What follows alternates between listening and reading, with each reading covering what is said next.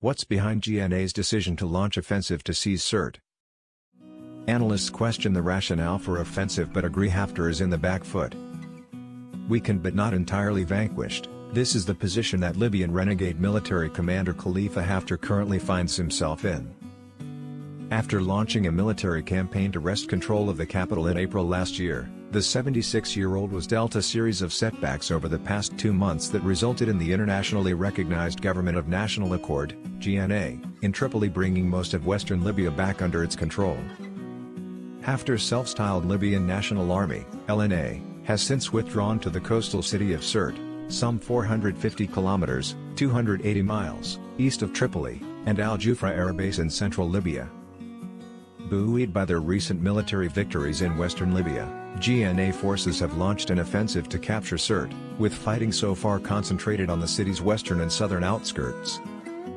Known for being the birthplace of former longtime ruler Muammar Gaddafi, Sirte holds significant symbolic value as it is located roughly halfway between Tripoli and Haftar's bastion of Benghazi in the east. Libya will not be completed without its east, GNA Interior Minister Fadi Bashaga said on Sunday.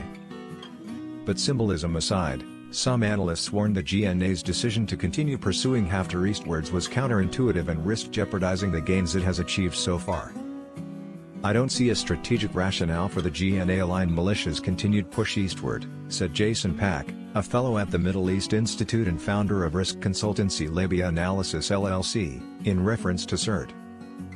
Pack said the decision was all the more surprising in light of recent reports suggesting that Turkey and Russia, which support the GNA and LNA, respectively, appeared to have previously reached an agreement on spheres of influence. If Jufra and Sirte are supposed to reside in the Russian LNA sphere of influence, this new offensive might re-engage Russia, the Emiratis and Egyptians to support, not necessarily Haftar, but the LNA.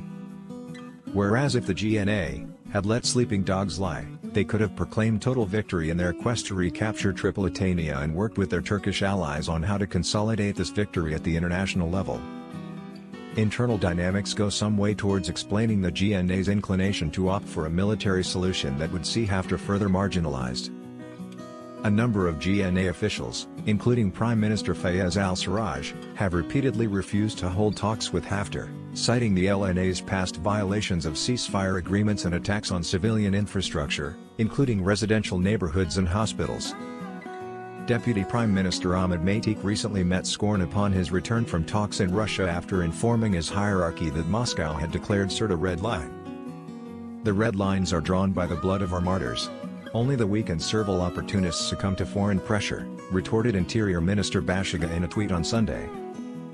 Meanwhile, events in the Egyptian capital over the weekend may have acted as an incentive for the GNA to pursue its offensive amid suggestions that Haftar's foreign backers were looking to phase him out. During a news conference in Cairo on Saturday, Haftar appeared alongside Egyptian President Abdel Fattah el-Sisi, as well as Agil Saleh, Speaker of the Eastern-based House of Representatives. Dressed in a suit, as opposed to his usual military fatigues, Haftar declared his backing for Egypt's unilateral ceasefire proposal, after announcing for months the imminent takeover of the capital. Imad-Din Badi, a senior fellow at the Atlantic Council and Libya analyst, said the presence of Saleh in Cairo was an indication of the diminishing patience by Haftar's foreign supporters. "There's no other figure that anyone can engage with in the East besides him, Saleh, so it's the easiest way of having some form of tribal representatives of the Eastern Bloc but also a political one," said Badi. According to Badi, the LNA's unraveling in western Libya is also causing schisms to emerge among Haftar's foreign backers, with the United Arab Emirates and France investing in Haftar as a person and Russia and Egypt betting on his faction as a whole. Further limiting Haftar's scope of maneuver moving forward is the covert nature of the foreign military backing he has enjoyed.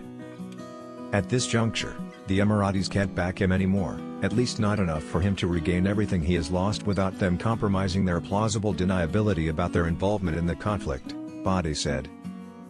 "The French can't do that either. You're left with the Russians and Egyptians whose primary focus, I do not think it is to support Haftar. Their involvement in Libya is not existential. Turkey, in this respect, stands as an outlier, having come open about its role in Libya.